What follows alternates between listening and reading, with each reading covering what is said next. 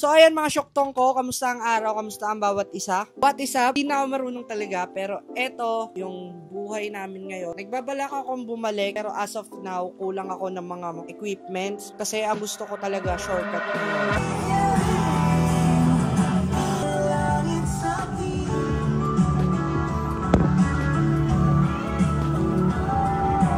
Ang sarap kapag maaga ka nagigising, no? Ang dami mo nagagawa. Okay lang yun, isang copyrighter na lang. Morning, kunin natin yung mic.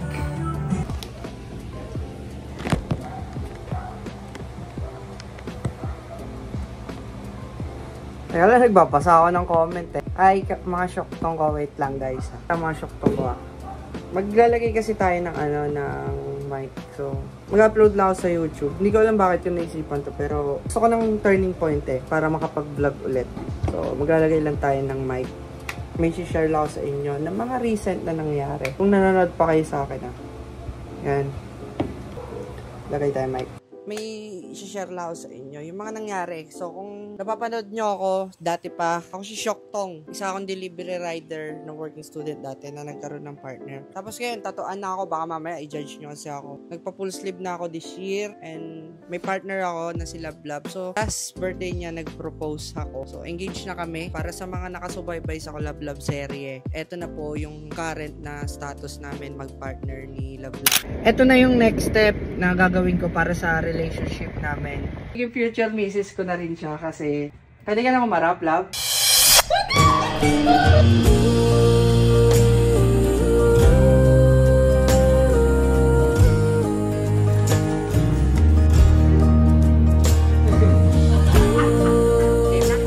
Ayan guys, nandito tayo ngayon papunta tayo ng Ongpin, pero nandito muna tayo sa Santa Cruz, Manila. Ito na yung time na magpo-propose tayo. So maghanap muna ako ng sing-sing. Practice. Will you marry me? Nakabili na tayo guys. So, gold with diamond. Hey! Eme! Practice lang yan I did a lot of bad things and never did I give in. Mga syoktong ko, eto na yung next step na gagawin ko para sa relationship namin. So, eto na yon. Sana maging successful. Through up and downs kasi sa almost 4 years ng relationship namin.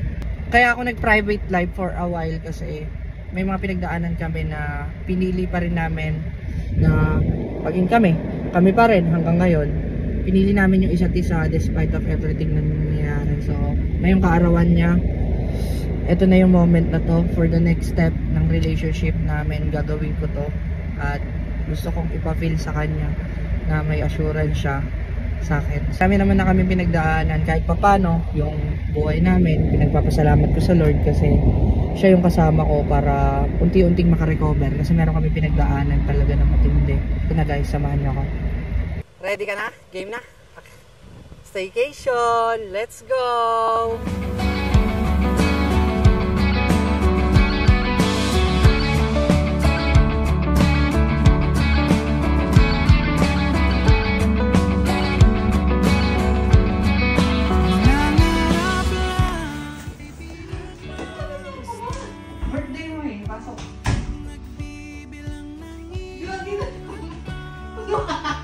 Happy birthday!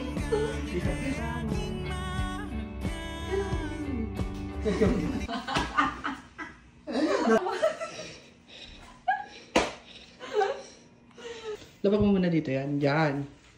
Kukuha lang tayo. Ang bango. Ang bango ng cake. O, pikit ka pa. May surprise pa ako sa'yo. Ba? Oo, pikit ka. Pikit ka. Pikit ka. Pikit ka muna. Papasok tayo sa loob. Ako ba ng cake? Huwag kang didilat ng mata kahit anong mangyari walang dilatan Pag dumilat ka ng mata, ibig sabihin nag-cheat ka. Huwag kang magdidilat ng mata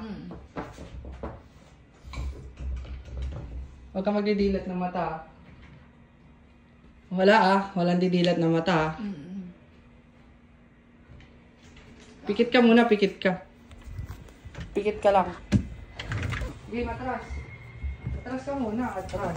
Walang didilat na mata kahit anong mangyari Walang didilat na mata So ayun guys, maraming salamat nga pala sa JND Escapes para matulay itong birthday celebration ng partner natin. Siyempre, kasama ko nga pala yung misis ko. Yun, misis ko kasi soon, magiging misis ko na rin siya. Magiging future misis ko na rin siya kasi pwede ka na kumarap, love? Uy, gagi ka!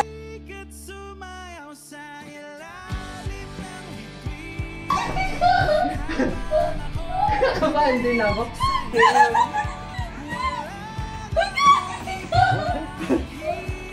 Kabahan din ako.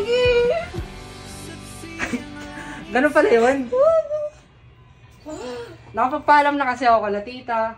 Alam na ng parents mo, kaya sinasabi nila video ko raw. Hindi kasi sila makakapunta kasi may pasok. Naiyak din ako eh.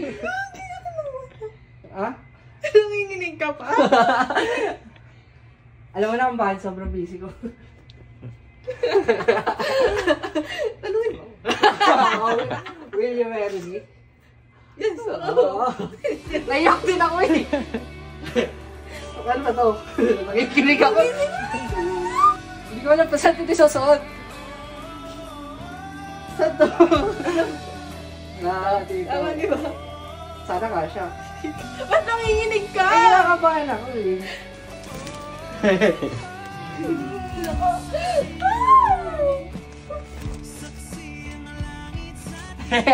Dapat masaya eh.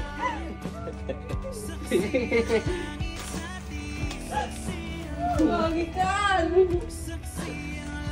Umiyak na yung birthday.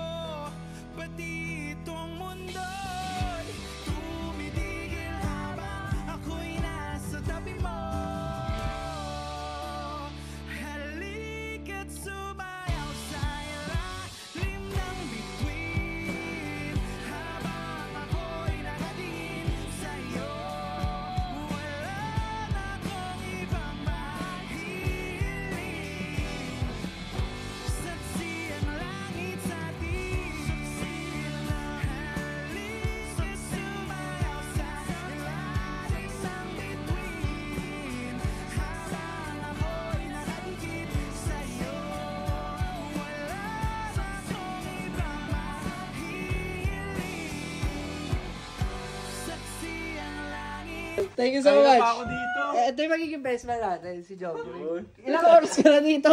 Kanina pang 12. Pagod na, pagod ka.